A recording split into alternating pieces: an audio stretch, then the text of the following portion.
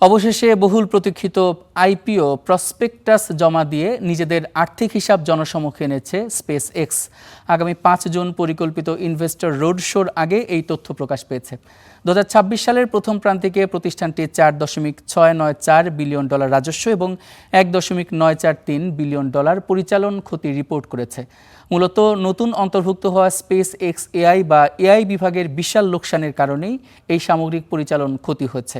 অন্যদিকে স্টারলিং পরিচালিত কানেক্টিভিটি বিভাগটি ব্যাপক লাভজনক অবস্থানে রয়েছে, যা মার্চের শেষ নাগাদ ১০.৩ মিলিয়ন গ্রাহক ছুঁয়েছে। পরবর্তী প্রজন্মের স্টারশিপ রকেটের পেছনে ইতোমধ্যে $15 বিলিয়ন ব্যয় হয়েছে। আইপিওর মাধ্যমে স্পেস এক্স প্রায় $৭৫ বিলিয়ন তহবিল সংগ্রহের লক্ষ্য রাখছে, যা কোম্পানিটির মূলধনকে $১.৮ ট্রিলিয়ন নিয়ে যেতে পারে। এতে করে ৪২% মালিকানার অংশীদার ইলন মাস্ক বিশ্বের প্রথম ট্রিলিয়নিয়ার হওয়ার দোরগোড়ায় পৌঁছে যাবেন। এছাড়া টেসলার সাথে যৌথভাবে টেরাফ্যাব সেমিকন্ডাক্টর উদ্যোগ এবং মহাকাশে অরবিটাল ডেটা সেন্টার স্থাপন মাস্কের এই আইপিওর পরিকল্পনার অন্যতম মূল আকর্ষণ।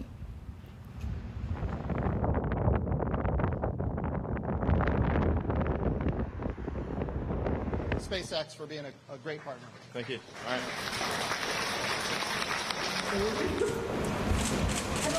right.